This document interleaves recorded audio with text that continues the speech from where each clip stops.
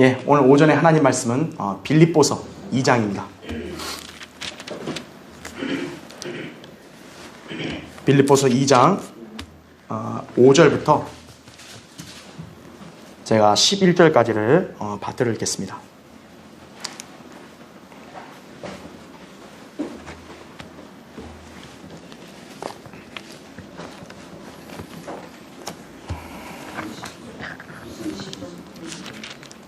빌립보서 2장 5절부터 제가 11절 읽을 때 여러분도 잘 눈으로 보시고 한번 잘 이렇게 상고하시길 바랍니다.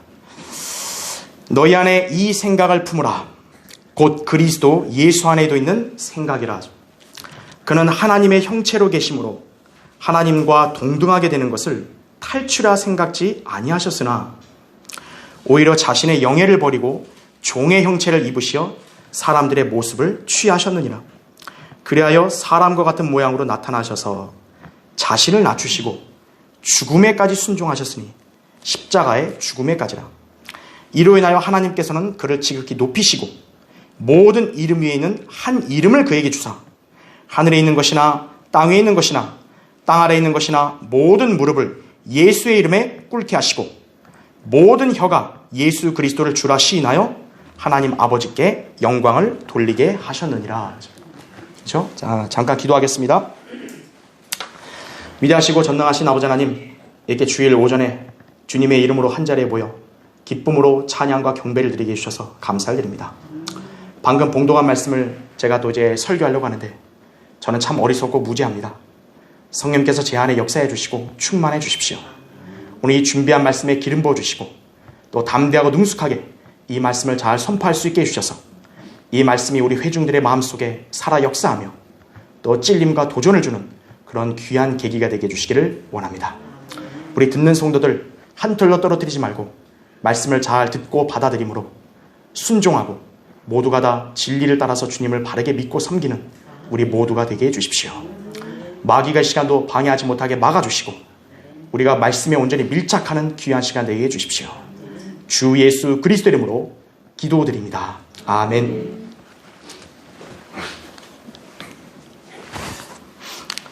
희생과 겸손의 롤 모델, 이런 제목으로 말씀을 전하겠습니다. 롤 모델이란 자기가 해야 할 일이나 또는 임무 따위에서 본받을 만하거나 또 모범이 되는 대상을 말합니다. 자신의 위치에서 요구되는 덕목을 수행하려고 할 때 그 분야에서 모범이 되어 따르고 싶은 인물이 저마다 있을 것입니다. 그리스도인도 각자마다 따르고 싶은 롤 모델이 있을 것입니다. 그러나 궁극적으로 모든 그리스도인의 롤 모델은 예수 그리스도가 되어야 합니다. 이를 가장 잘 실천한 사람이 사도 바울이에요. 그래서 바울이 내가 그리스도를 따르는 것처럼 너희는 나를 따르는 자가 되라고 고린도전서 11장 1절에 그렇게 말했던 것입니다. 그리스도인의 위상은 무엇입니까? 하나님의 양자가 되어 우리는 영생의 소망을 지녔죠. 또 저 하늘의 유업이 우리에게는 예비되어 있죠. 무엇보다 장차 주님과 함께 우리는 통치할 공동 상속자가 되는 것입니다. 물론 그건 그리스도인마다 고난을 얼마나 잘 감내하고 주님을 섬겼냐에 달렸지만 신실한 성도들은 주님과 함께 통치할 수 있다는 그런 유업이 우리에겐 소망이 있는 거예요. 그러나 이것은 미래에 주어질 약속이죠. 현재는 이 땅에서 그리스도인은 누구나 섬기는 종들입니다. 우리가 하나님의 자녀라고 해서 무슨 왕자같이 행세하는 게 아니라 이 땅은 우리는 종들로서 섬겨야 되는 거예요. 우리는 예수 그리스도를 섬겨야 하고 또 그리스도 안에 있는 지체들을 섬겨야 합니다. 이는 우리 주 예수 그리스도께서도 섬김을 받으시기 이전에 먼저 섬기셨기 때문입니다. 마태복음 20장 28절에 나오죠. 이것이 우리 그리스도인에게 요구되는 임무입니다. 자, 이를 위해 필요한 것이 그럼 무엇일까요? 섬기려면 희생이 있어야겠죠. 또 겸손이 있어야겠죠. 이 덕목에 있어서 우리의 롤 모델이 되시는 분은 바로 예수 그리스도이십니다. 그런데 오늘날 소위 하나님을 믿는다고 하는 많은 사람들이 정작 희생과 겸손의 동목을 경시하고 있습니다. 물론 말로는 자기를 희생하고 겸손하게 섬긴다고 하면서도 막상 오히려 자신의 우월함을 나타내려 한다든지요, 또는 다른 사람들로부터 인정과 존경을 받아야 직성이 풀리는 것처럼 행세하고 있습니다. 최소한 자신이 남들에게 군림하지 못하고 또 인정받지 못한다는 건 참을 수 있지만 다른 사람만큼 동등한 대우를 못 받으면 나는 못 참겠다 이거죠. 그게 소위 인간들 안에 있는 본성이에요. 다른 사람이 나보다 덜 고생하면서 혜택을 더 받는다. 나는 고생은 지질이 하는데 혜택 받는 게 적다. 이러면 인간은 잘 못 참죠. 희생보다는 평등, 겸손보다는 동등한 처우를 사람들은 원하는 거죠. 자, 세상 사람들은 그렇다 치더라도 그리스도인이 이런 성향을 따라 산다면요, 어떻게 그가 예수 그리스도를 따르는 종이요 성도라고 할 수 있겠습니까? 그럼에도 소위 교회들 안에서 성도들 중에 이런 성향을 보이는 사람들이 의외로 적지 않아요. 다른 사람이 자신과 성향이 맞지 않다 해서 교제를 기피하고 자신과 어울리는 사람만, 자신과 맞는 사람만 그렇게 어울리려고 한다든지요, 자신이 다른 지체보다 더 고생하면서도 돋보이지 않는다고 느낀다든지요, 힘든 일에 대해서는 자신이 아니라 자기보다 못한 사람이 해야 된다는 등 이런 사고방식과 실행이 교회 안에서요 가끔 비일비재하게 벌어지는 거예요. 결국 그런 성향과 행동이 불거지게 되면 쓴뿌리가 형성됩니다. 그래서 불평이 나고요, 때로는 다툼이 나고요, 갈등이 일어나고요, 심지어는 분파가 형성되기도 하는 것이에요. 이것이 지역교회들마다 종종 있어왔던 문제입니다. 왜 그리스도인 간에는 섬김과 화합이 아니라 불평과 갈등이 때로는 나올까요? 당연히 섬김과 갈등이 옳다는 거 섬김이 옳다는 거 누구나 다 알아요. 그럼에도 불구하고 때로는 오해와 다툼이 생기기도 해요. 그런 경우는 왜 그러냐? 희생과 겸손을 통한 섬김이라는 이 진리를 가끔은 사람이 망각하기 때문이에요. 이 땅에서 우리가 해야 할 일은 섬김입니다. 온전한 섬김을 위해선 반드시 자기 희생과 겸손이 필요합니다. 그리스도인이 이것을 갖추면 하나님의 말씀에 순종할 수 있어요. 그리고 주님을 위해서라면 기꺼이 자신을 낮추면서 다른 지체들을 세워줄 수 있습니다. 주님은 그런 성도에게 반드시 보상하십니다. 자신을 희생하고 겸손하게 섬기는 사람은 훗날 영원한 영광 가운데서 섬김을 받는 것이에요. 예수 그리스도는 나중에 섬김을 받으시죠. 왜일까요? 그분이 먼저 섬기셨기 때문에. 우리는 예수 그리스도를 통해서 그걸 배울 수 있어야 합니다. 오늘 본문은 예수 그리스도를 가장 잘 따랐던 사도 바울이 빌립보 성도들에게 예수 그리스도 안에 있는 생각을 품으라고 명령한 말씀입니다. 이 생각은 예수 그리스도의 섬김과 순종에 관한 자세입니다. 자, 누구를 섬긴다는 건 결코 쉬운 일이 아니에요. 명령에 순종하는 것도요, 자신에게 맞지 않는 것일 때는요, 더욱 어렵습니다. 그러다 보니 그리스도인에게는 희생과 겸손이 필요한 거예요. 우리는 이것을 예수 그리스도를 통해서 배울 수 있어야 합니다. 그래서 마태복음 11장 29절에는 나는 마음이 온유하고 겸손하니 내 멍에를 메고 나에게서 배우라 이렇게 말씀하신 거예요. 예수 그리스도를 통해서 무엇을 배우라는 거죠? 겸손과 온유를 배우라는 거예요. 여러분이 오늘 말씀을 통해 주님께서 보이신 본을 잘 생각하며 그대로 따른다면 진정한 그리스도인으로 사는 것입니다. 그런 성도는 장차 주님이 주시는 영광스러운 보상을 받는 것입니다. 영원한 영광에서의 그 보상, 그것을 위해서라면 잠시 이 땅에서 자신을 굽히고 섬긴다는 것, 그거는 감내할 수 있어야 한다 이거죠. 우리 주님이 그렇게 하셨듯이 우리도 그렇게 할 수 있어야 한다는 거죠. 여러분이 그런 겸손함과 희생으로 순종하고 말씀에 따라 섬기는 그런 성도로 살기를 바라는 것입니다. 그래서 오늘 설교의 주제는 예수 그리스도의 겸손과 희생을 생각하라 이거예요. 가끔 잊어버릴 수 있어요.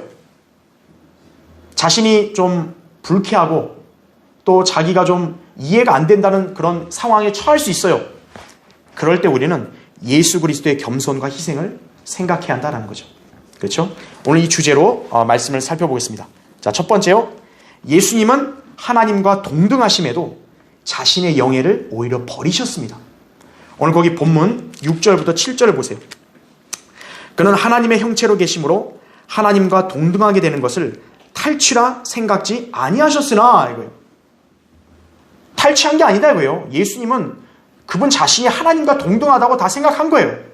그런데 7절에 오히려 자신의 영예를 버리고 종의 형체를 입으시어 사람들의 모습을 취하셨느니라, 이렇게 말씀합니다. 본디 낮은 위치에 있는 사람이 누군가를 섬기는 것은 사실 어렵지 않습니다. 여러분, 천민이 섬기는 게 어렵겠어요? 왕이나 귀족이 섬기는 게 어렵죠. 거지가 거지로 사는 것은 그렇게 어렵지 않아요.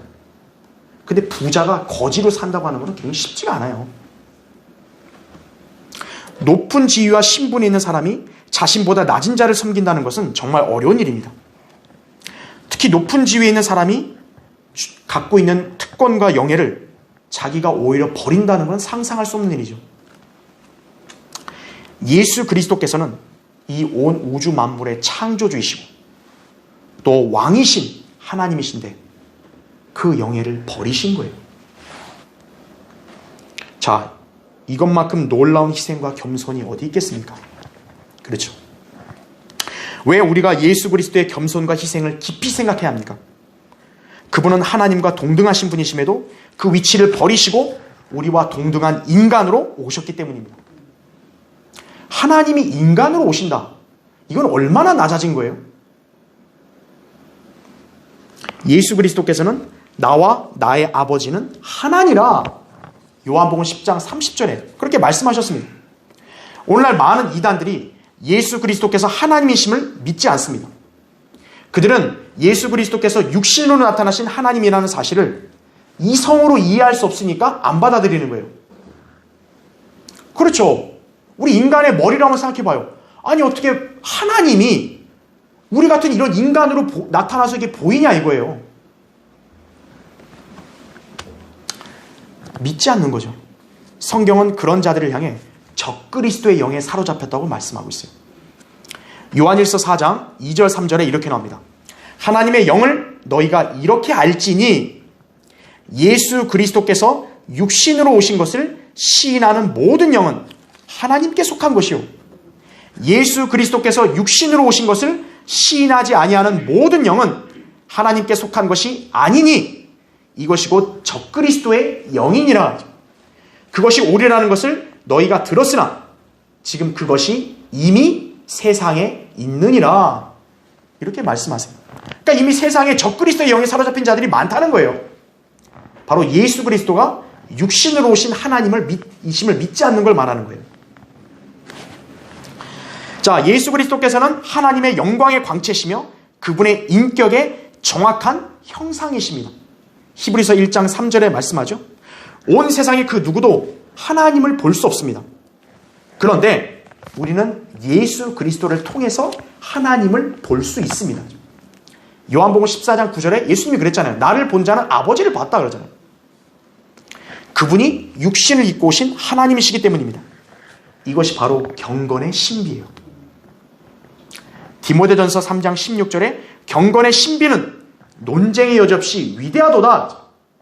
하나님께서는 육신으로 나타나셨고 성령으로 의롭게 되셨으며 천사들에게 보이셨고 이방인들에게 전파되셨으며 세상에서 믿음 받으셨고 영광 가운데로 들려 올라가셨습니다. 자, 이 때문에 예수 그리스도께서는 하나님과 같은 호칭을 가지신 거예요. 이사야 9장 6절에 나오죠. 또 하나님과 같은 능력을 가지신 분이에요. 그리고 하나님과 같은 속성을 가지신 분이에요. 그리고 하나님과 같은 권위도 있으시고 하나님과 같은 성품을 가지신 것입니다. 그분이 하나님이 아니시면 이게 어떻게 가능하겠어요? 그런데 예수 그리스도께서는 오히려 그런 자신의 영예를 버리시고 종의 형체를 입어서 우리와 같은 사람으로 나타나셨습니다. 주님은 하나님으로서의 영광스러운 모습이 아니라 사람의 모습으로 이 땅에서 사셨습니다. 왜 그렇죠? 모든 인간들을 구원하시고자 하는 아버지 하나님의 뜻에 순종하셨기 때문입니다. 히브리서 10장 9절에 이렇게 말씀합니다. 그때 말씀하시기를 오 하나님이여 보소서 주의 뜻을 행하려고 내가 왔나이다 하셨으니 첫 번째 것을 패하심은 두 번째 것을 세우려 하심이라 이렇게 기록되어 있습니다. 하나님께서는 구약의 번제나 희생제로는 인간의 죄를 제거할 수 없기 때문에 그것을 원하지 않으시고 온전한 구속을 이루시려고 계획하셨습니다. 그러나 온전한 구속을 위해서는 필요한 조건이 뭐냐면 죄 없는 하나님이셔야 돼요. 그런데 하나님은 영이시잖아요.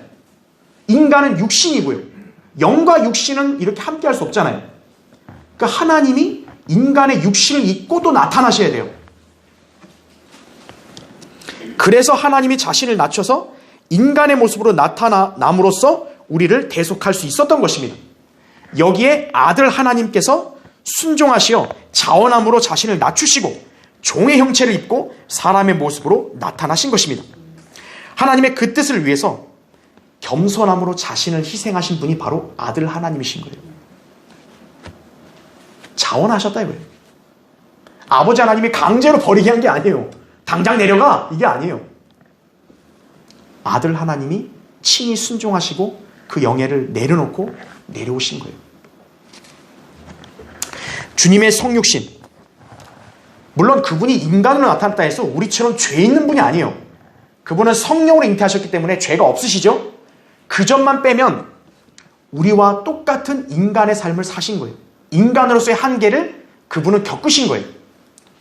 자, 주님은 배고픔 경험하셨죠. 주님은 목마르셔서 물을 구하셨죠. 심지어는 주님이 너무 피곤하셔서 폭풍이 있는 그 바다 한가운데서 또 주무셨잖아요. 그러니까 쉽게 말하면 골아 떨어진 거죠. 주님은 제대로 된 이 땅에 거처도 없는 거예요. 집도. 전월세라도 있겠죠. 전월세 없었다고요. 사글세도 없었어요. 늘 돌아다니시며 사역을 수행하셨습니다. 심지어 생명이신 주님께서요 죽으신 거예요. 하나님이 죽으신다는 말이 여러분 이해되십니까? 이것이 바로 주님께서 견뎌내신 히브리서 12장 3절에 나온 대로 모순된 행동들이에요. 어떻게 하나님이 배고프냐 이거예요. 어떻게 하나님이 피곤하냐 이거예요. 어떻게 하나님이 목말라서 물을 달라고 사람들에게 요청하냐고요. 근데 하나님은 그런 부당한 것, 말도 안 되는 상황을 그냥 희생하시면서 겪으신 거예요. 그걸 다 겪어야 우리 인간들을 중보할 수 있기 때문에 그런 거예요. 그래야 우리가 주님을 믿어 구원받을 수 있게 된 것입니다. 히브리서 2장 9절 10절에 이렇게 나옵니다. 그러나 우리가 죽음의 고난 때문에 천사들보다 조금 낮아지신 예수를 보니 영광과 존귀로 관을 쓰셨도다. 이는 하나님의 은혜로 말미암아 모든 사람을 위하여 죽음을 맛보기 위함이더라. 만물을 자신을 위하여 또 자신에 의하여 존재하게 하신 그분께서 많은 아들들을 영광에 들어가게 하시려고 고난들을 통하여 그들의 구원의 대장을 온전하게 하신 것은 당연하도다. 이렇게 말씀하고 있죠.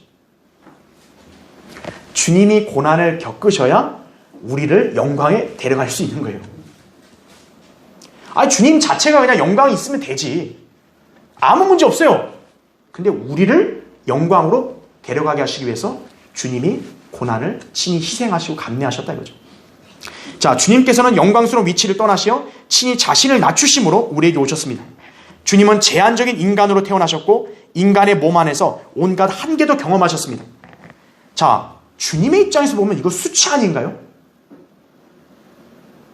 어떻게 인간들이 하나님을 갖고 놀리냐고요. 수치잖아요. 그럼에도 주님은 친히 그것을 감당하시고 아버지께 자신을 의탁하셨어요. 아니, 하나님이 누군가에게 의지할 필요 있어요? 근데 예수 그리스도는 인간으로서 제한되게 사셨기 때문에 아버지에게 의탁한 거예요. 그리고 그분의 뜻을 따르셨습니다. 주님은 아들로 이 땅에 나타나셔서 아버지 하나님과 동등하심에도 아버지를 높이고 자신을 아들로 낮추셨어요. 이것이 바로 우리가 행해야 할 본이고 모습입니다. 성도는 겸손함과 희생으로 자신을 낮출 수 있어야 합니다. 그래야 주님의 말씀대로 행하고 섬기는 종으로서 행해야 합니다. 이 땅에서 우리는 자신을 높이는 게 아닙니다. 주님과 같이 자신을 낮추며 그분을 섬기고 교회를 세우며 그리고 자신을 부인하는 것입니다. 내가 이 정도인데 내 대접이 이렇게 시원찮아? 그럼 그 사람은 그리스도인으로 섬기는 거 아니에요.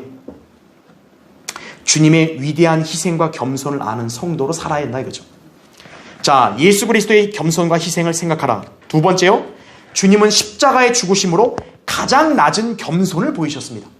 오늘 거기 8절을 보십시오.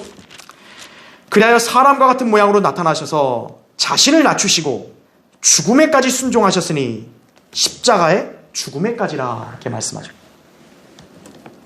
자, 인류 역사에서 아무리 고귀하고 선량하며 또 이타적이고 순결하다고 하는 사람들을 내세워도 예수 그리스도께서 보이신 겸손에 감히 견줄 수 없습니다. 본디 아무것도 아닌 사람이 자신을 낮추는 건 겸손이 아니에요. 인간이 나를 낮췄다. 하나님의 관점에서 그건 대단한 겸손이 아니에요. 그러나 예수 그리스도께서는 영원하신 하나님이심에도 인간으로 낮춰서 태어나신 거예요. 그분은 원래 어디 계신 분이에요? 하늘에 계신데 땅으로 내려오셨죠. 심지어 땅에서도 어디까지 가신 거예요? 무덤에까지 안치되고 혼은 낮은 지옥까지 내려갔다 오셨다고. 가장 높은 곳에 있어야 할 분이 가장 낮은 데까지 내려가신 거예요.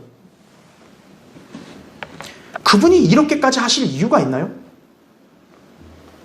주님은 바로 겸손을 우리에게 보여주신 것입니다. 이만한 겸손은 없습니다. 게다가 주님은요, 이 땅에서 사실 때에도 겸손 그 자체이셨습니다. 주님은 얼마든지 자신의 위대함을 드러낼 수 있음에도 오히려 한 군데도 자랑할 데 없는 배경, 외모, 조건을 지니시고 사셨어요. 그분은 출생에 대해 자랑할 수가 없었어요. 왜 그럴까요? 그분은 목수 집안의 아들로 나왔거든요. 또 그분은 지식을 자랑할 수 없다고요. 아니, 목수가 뭘 얼마나 많이 배웠겠냐 이거죠. 외모에 대해 자랑할 수 없어요. 예수님은 지상에 아이돌처럼 오신 거 아니에요. 잘생겨서 오신 게 아니라고. 이사야 53장 2절에 보면 이렇게 외모에 대해서도 그렇게 흠모할 데가 없다 그랬다고. 또 능력에 대해서도 예수 그리스도는 하나님이시니까 능력도 대단하신데 자랑하지 않으셨고요. 자신의 뜻도 내세우지 않으셨고 아버지 뜻을 따랐죠.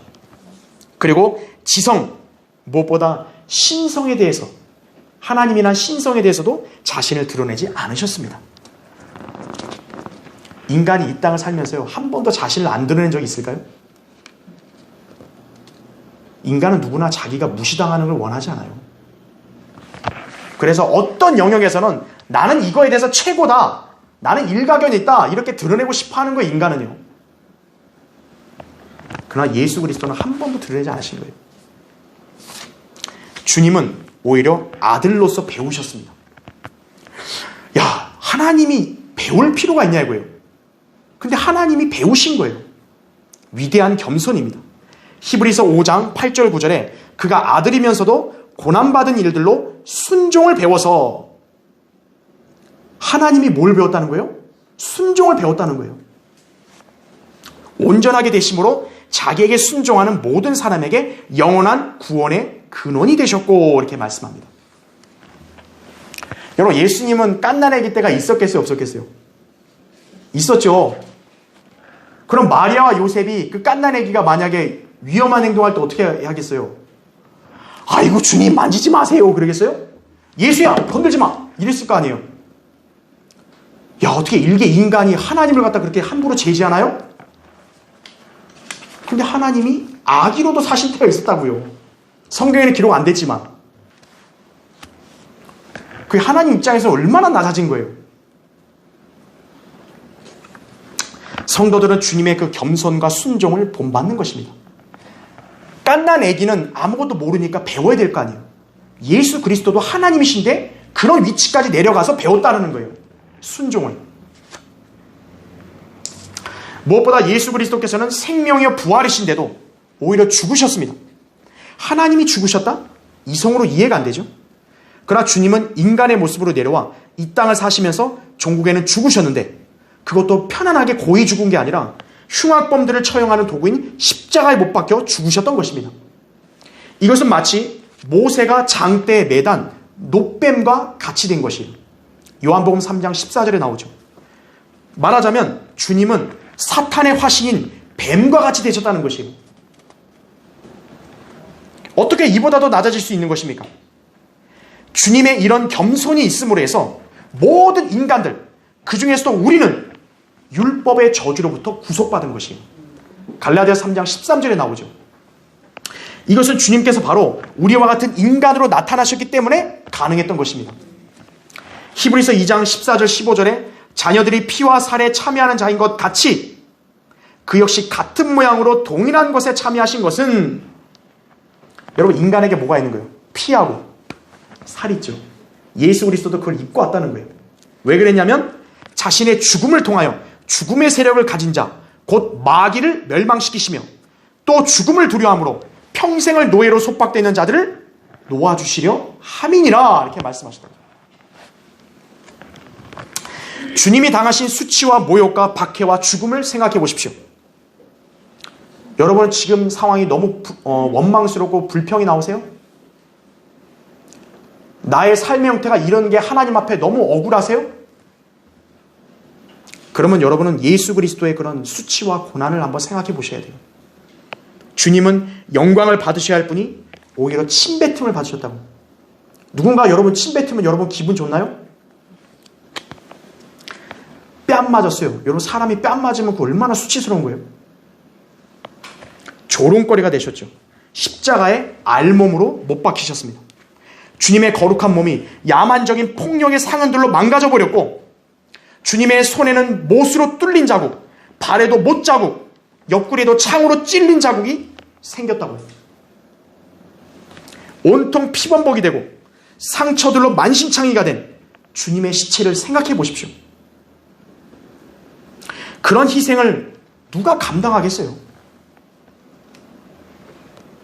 근데 예수 그리스도가 그걸 감당하신 것은 아버지 하나님의 뜻에 순종하셨기 때문이에요. 아들 하나님만이 그렇게 죽어야 우리 죄인들이 구원받는다 이거예요. 아들 하나님의 입장에서는 왜 굳이 내가 이렇게까지 해야 됩니까? 불만스러울 수 있는 거예요. 그냥 차라리 난 영광 중에 있겠습니다. 그랬으면 예수님 입장에서는 그건 아무 이상 없는 거예요. 하지만 우리는 다 멸망인 거예요. 그러면 우리를 위해서 자신을 그렇게 희생하고 겸손으로 완전히 낮추신 거예요. 이분이 바로 우리가 믿고 섬기는 주님이십니다. 예수님 초림 때 제자들은 오로지 왕국에서의 영광만을 열망했지 그분의 고난과 죽음에 대해 생각하며 그것을 따르겠다고 생각하지는 않았습니다. 제자들이 영적으로 어렸으니까요. 그들의 관심사는 주님의 왕국에서 자신들이 가질 서열, 그 다음에 지위였어요. 그래서 한때 그들은 서로 누가 더 높은지 그렇게 다퉜다고요. 아, 내가 더 높다, 내가 더 높다. 심지어 두 제자, 야곱과 요한, 그죠? 야곱과 요한, 자기 어머니와 함께 찾아가서 자기들을 주님의 양옆에 앉게 해달라고 그렇게 간청까지 한 거예요. 그 말을 들은 10 제자들이 분노했다고요. 왜 분노했을까요? 네가 감히 선수를 쳐, 이거죠. 쉽게 말하면. 그들의 관심사는 오로지 높은 데 앉아서 딱 떵떵거리는 거, 이거밖에 모르는 거예요. 이때 주님의 말씀이 무엇이었는가요? 한번 찾아볼까요? 그럼 마가복음 찾아보세요. 성경 껴놓으시고 마가복음 10장 한번 보세요.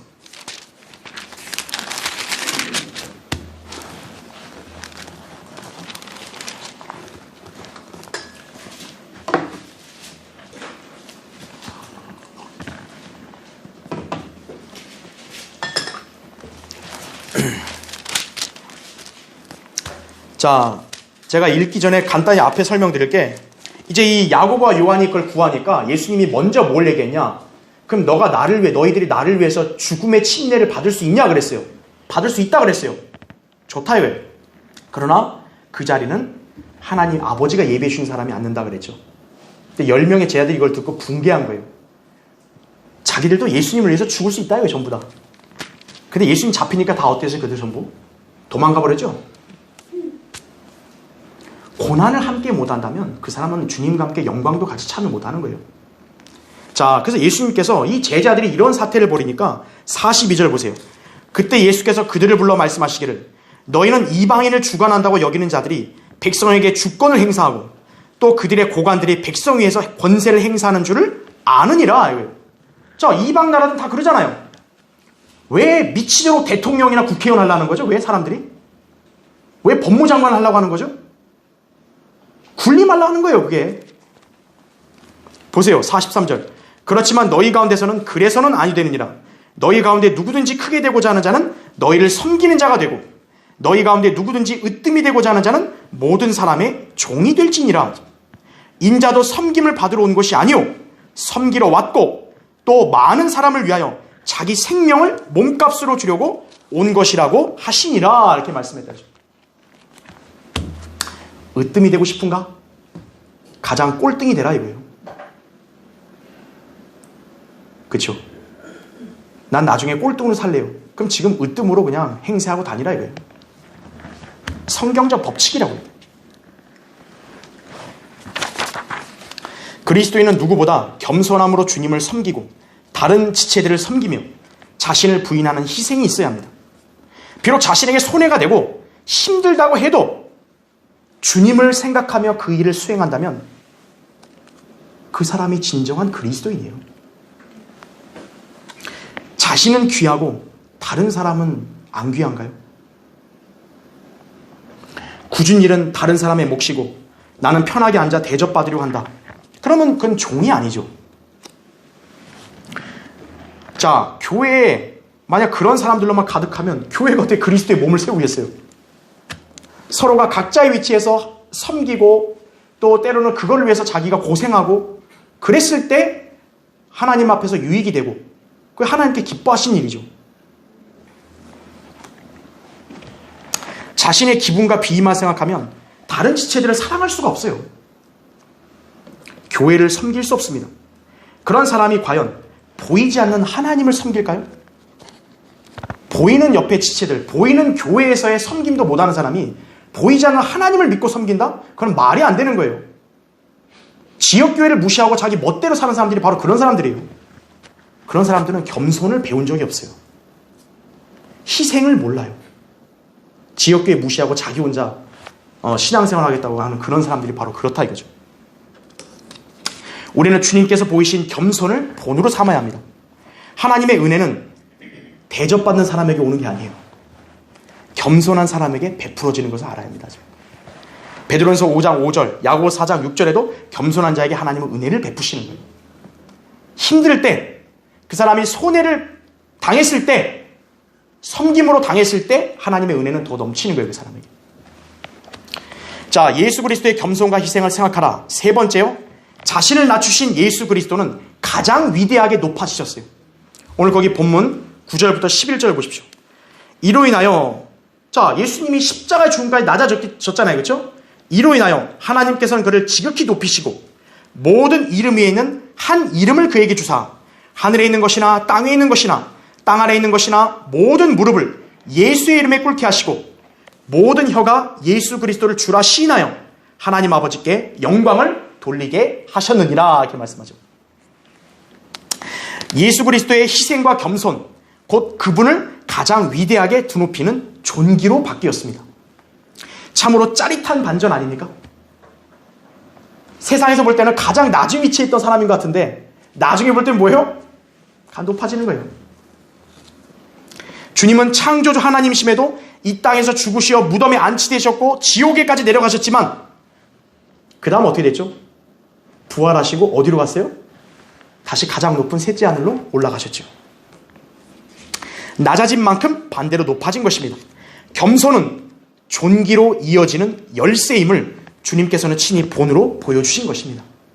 잠언 18장 12절에 사람의 마음은 멸망에 앞서 교만해지고 존귀에 앞서 겸손이 있느니라 이렇게 말씀하신 거예요. 누가 교만하면 여러분 딱 뭐 생각하면 돼요? 저 이제 멸망이 오겠다. 네, 이런 정치인들, 그죠? 그런 얼렁뚱땅한 애들이요. 교만을 부리면 멸망이 오는 거예요. 겸손하면 이제 그 사람은 존귀가 보장돼 있구나. 그렇게 보시면 돼요. 성경적 법칙이에요. 교만의 아비는 누굽니까? 사탄이죠. 사탄은 자신을 하나님의 보좌보다 높이려는 교만 때문에 셋째 하늘에서 쫓겨났습니다. 그러니까 자기를 가장 높이려다 어때요? 가장 낮아진 거예요. 하나님께서는 그가 가장 낮아질 것을 아예 확정하셨어요. 이사야 14장 15절에도 너는 지옥까지 끌어내질 것이요 구렁의 사면에까지 끌어내려지리라 이거죠. 이것이 바로 교만의 아비인 마귀의 운명입니다. 세상에 있는 마귀의 자식들도 그들의 아비와 같이 가장 낮은 지옥으로 떨어질 것입니다. 왜냐하면 그들 모두는 교만하기 때문입니다. 왜 교만합니까? 하나님 말씀에 순종하지 않았기 때문에 교만한 거예요. 아무리 선하고 경건하며 도덕적으로 보여도 하나님 말씀에 경청하기를 거절하고 멸시한다. 그럼 그 사람은 교만한 거예요. 저 세상에 있는 유명인사만 교만한 게 아니에요. 평범한 일반 시민들이라 할지라도 하나님 말씀에 경청하지 않고 멸시하면 교만한 거예요. 그래서 그들은 모두 멸망하는 것이에요. 잠언 13장 13절에 그대로 경고하고 있다고. 여러분이 교만한 자들을 보시면 그렇게 생각하면 돼요. 아직 멸망이 얼마 안 남았구나. 제가 어제 강릉에서 거리 설교하는데 구 신영극장의 그 버스 정류장에 사람도 붐비고 교통도 번잡하여 차량들이 서행을 하고 있었어요. 신호등이 특히 걸리면 영락없이 서 있어야 하는데요. 그들은 저의 설교를 여지없이 들어야 했습니다. 그들이 뭔가 신기해서 창문을 내려서 쳐다보기도 하고 듣기도 했어요. 그래서 제가 어제 설교할 때 한 중년 남성이요. 나하고 눈이 마주쳤어요. 그래서 제가 보니까 그자의 입에서 온갖 욕설이 나오는 거예요. 난 안 들려도 입 모양을 보면 알잖아요. 그 눈을 보면 알잖아요. 그 찢어진 뱀 눈처럼 하면서 막 욕을 하는 거예요. 그런데 머리를 절레절레 흔든다 이거죠. 왜 흔들었냐? 나랑 눈이 마주쳐서 욕을 할 때 나는 그 사람을 주시하면서 경고했기 때문에 그런 거예요. 예수 그리스도를 거부하는 자는 지옥 간다고. 자기 옳은 것 같지만 지옥 간다고. 그러니까 머리를 절레절레 흔든 거예요. 그는 제가 예수 그리스도를 증거하는 것에 대해서 극도로 싫었던 거예요. 그는 마치 제가 이상한 사람이라고 생각하고 나를 미친 사람이라고 생각하고 자기는 정상이라고 생각했을 거예요. 그런데 결국은 누가 정상이고 누가 비정상이죠? 예수 그리스도를 믿지 않고 거부한 자는 지옥에 떨어지는 거예요. 우리를 주시하는 세상 사람들은 우리가 이상하고 천박해 보이고 자기들은 되게 고귀한 체 하잖아요. 우리가 거리에서 이렇게 전도인 나눠주고 복음 전화 보면 우리를 되게 우습게 깔보고 자기들은 뭐 대단한 줄 알고 됐다고 다 이런 거 무슨 장풍 쏘는 거 이게? 오케이 필요 없다 이거예요. 바로 그런 자들이 교만한 거예요. 우리가 복음 전할 때 제가 설교할 때 어떤 사람은 내 목소리를 염려해가지고 음료수 갖다 준 사람도 있어요. 근데 어떤 사람은 장풍 쏘는 거예요. 가라고. 그런 자들이 바로 교만한 자들이에요. 교만한 자들은 청와대나 국회의사당만 있는 거 아니에요. 대기업에만 있는 거 아니에요. 언론사에만 있는 거 아니에요. 교회들의 몸담고 있는 사람들 중에서 무수해요. 그런 사람들은. 하나님 말씀을 거부하는 자들, 교만한 자들은 바로 사탄과 같이 가장 낮은 곳으로 내려가는 거예요. 예수 그리스도께서는 겸손과 희생으로 아버지 하나님의 뜻을 이루심으로 해서 그분은 다시 높아지셨습니다. 이제 인간들이 믿고 섬겨야 할 분은 예수 그리스도이십니다. 인간들이 구원받기 위해 필요한 이름은 오직 한 이름밖에 없어요. 바로 예수예요. 사도행전 4장 12절이죠. 아버지 하나님께서는 가장 겸손하고 희생으로 순종한 아들을 전 우주에서 가장 높이신 거예요. 이제 세상의 그 어떤 피조물도 예수라는 이름 앞에 모두 무릎 꿇어야 돼요. 그리고 그분을 주라고 불러야 해요. 우리는 예수 그리스도를 주님으로 믿고 고백했기 때문에 구원받은 거예요. 우리는 우리 인생에 해야 될 걸 다 했어요. 그리고 그분을 주님으로 섬기며 경배와 찬양을 드리고 있다고요. 왜냐하면 이거는 우리가 뭐 대단하니까 생생내 사는 게 아니에요. 우리의 의무예요. 우리를 위해 이 같은 위대한 희생과 겸손으로 본을 보이셨기 때문이에요. 그런데 만약 예수라는 이름을 믿기 거절하고 조롱하고 자기 멋대로 떠들어댄 죄인들은 어떻게 될까요? 그냥 지나갈까요? 그들은 백보자 심판에서요, 그 무시무시한 광경에서 예수 그리스도를 앞에 두고 무릎 꿇고 이제 강제로 예수 그리스도를 주라 부르는 날이 올 거예요. 아, 맞습니다. 예수님만이 주님이었습니다. 경배와 찬양을 드리면서 제발 좀 절 살려달라고 그렇게 구걸할 거예요. 하지만 그때는 이미 늦은 거예요. 이제서야 하라니 잘 가라. 발로 뻥 차는 거죠. 불못으로 가라고. 그들은 영원한 불못에 던져져 영원토록 고통당하는 것이, 예수 그리스도를 살아생전에 주님으로 믿고 고백하며 찬양한 사람이 잘 산 사람이에요. 이때 안 하면 나중에 백부자 심판에서 억지로 하다가 이제 지옥 가는 거예요. 계시록 21장 8절에도 두려워하는 자들과 믿지 않는 자들과 가증스러운 자들과 살인자들과 음행하는 자들과 마술하는 자들과 우상 숭배하는 자들과 모든 거짓말하는 자들은 불과 유황이 타는 못에 참여하리니 이것이 둘째 사망이라 하죠. 살인자나 강간범만 가는 거 아니에요. 지옥은요. 믿지 않는 사람 다 가는 거예요. 전부 다. 살아있을 때, 기회가 있을 때 예수 그리스도를 주라 고백하며 영접해야 되는 거예요. 지금 예수라는 이 고귀한 이름, 얼마나 많은 사람들이 찬양하고 있고 또 그 이름으로 인해 얼마나 많이 헌신하고 희생과 겸손으로 그렇게 섬기는 종들이 얼마나 많이 나왔습니까? 2000년 동안 예수라는 이름 하나로 믿고 또 산 사람들이 얼마나 많아요. 영광을 주께 우리 찬송가 146장에 보면 놀라운 그 이름 예수 내주라는 찬송이 있어요. 놀라운 그 이름, 놀라운 그 이름, 놀라운 그 이름 예수 내주. 오 귀한 주 이름, 오 귀한 주 이름, 오 귀한 주 이름 예수 내주. 만왕의 왕이요 만주의 주이신 놀라운 그 이름 예수 내주. 위대한 목자, 영원하신 반석, 전능한 하나님, 엎드려 절하고 찬양을 드리세. 놀라운 그 이름 예수 내주. 이 찬송가가 지금도 불리고 있잖아요. 이걸 지금 하는 사람은 보장받는 거고 나중에는 강제적으로 해야 되는 거예요. 하나님께서는 예수의 이름을 존귀하게 하신 것입니다. 그리스도인도 예수 그리스도의 희생과 겸손으로 섬기는 삶을 산다면 이후 주님께서 그를 높여주실 것입니다. 지금 이 땅에서 인정받고 대접받고 떵떵거리며 사는 것은 영원토록 후회한다는 것을 알아야 합니다. 성숙한 그리스도인은 주님처럼 어떤 상황에도 불평 안 하고 그대로 순종하며 섬기는 것입니다. 겸손과 희생의 본인 거죠. 우리는 그걸 따르는 것이에요. 자, 결론을 맺겠습니다. 미국 독립전쟁 당시 어떤 하사관이 부하들에게 큰 지렛대를 들어올리는 일을 시키고 있었어요.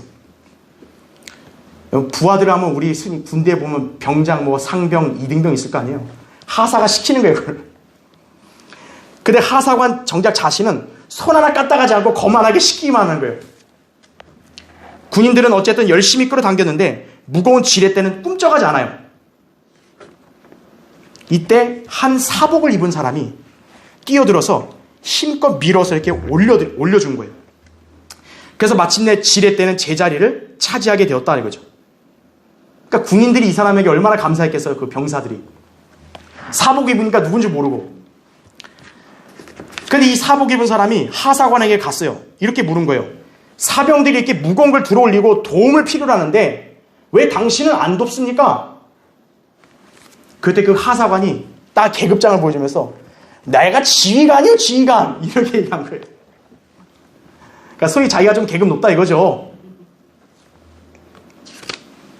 그러니까 이 질문을 한 사람이 자기 사복을 벗었어요. 근데 거기에 군복이 보이는 거예요. 그러면서 이렇게 말했다고 합니다. 나는 총사령관 워싱턴이다. 또 일할 게 있으면 나를 불러주라. 하사가 누구 앞에서요? 사령관 앞에서 투스탑해서 내가 지휘관이라고 까본 거죠. 근데 정작 총사령관은 어때요? 병사들과 같이 같은 위치에서 섬긴 거죠. 그 하사관은 어떻게 되는지 모르겠어요. 아주 궁금해. 그렇죠? 그리스도인은 결코 천하고 하찮은 사람이 아닙니다. 왕이신 하나님의 자녀이고 장차 그분과 함께 다스릴 통치자입니다. 그러나 주님께서 먼저 자신을 낮추시어 섬기시고 죽음에까지 순종하심으로 겸손을 보이셨습니다. 이후에 하나님께서는 그분을 온 우주에서 가장 높이셨습니다. 주님의 이런 희생과 겸손은 우리가 따라야 할 본인 것입니다. 자신이 주님과 함께 존귀와 영광스럽게 영광을 얻고 살고 싶다면 그분을 롤모델로 삼아야 되는 거예요. 섬김과 순종의 롤모델이다 이거예요. 그 섬김과 순종이 가능했던 것은 그분의 희생과 겸손 때문이었다 이거죠. 나는 그거를 앞으로 본으로 삼고 살겠다 이거예요. 여러분이 나중에 영원한 영광 가운데서 주님께 칭찬받고 상받고 살기 싶다면 현재 그렇게 살면 된다는 거예요. 주님은 우리가 서로 섬겨야 함을 보여주는 완벽한 모범이 되신 것입니다. 여러분은 겸손과 희생으로 주님을 섬기고 다른 지체들을 사랑하며 세워줘야 돼요. 이 교회, 이 조그마한 교회에서 자기가 아무리 높아진다 해도 얼마나 그게 가겠어요. 기억하십시오. 섬김과 순종은 영광스러운 복이 따라온다는 것을 말이죠. 우리의 롤모델이신 주님을 보고 배우십시오. 여러분도 그렇게 겸손과 희생으로 섬기는 하나님의 종답게 살면 여러분 나중에 하나님과 함께 통치하는 그런 영광스러운 자리까지 가는 것입니다. 자, 기도하겠습니다.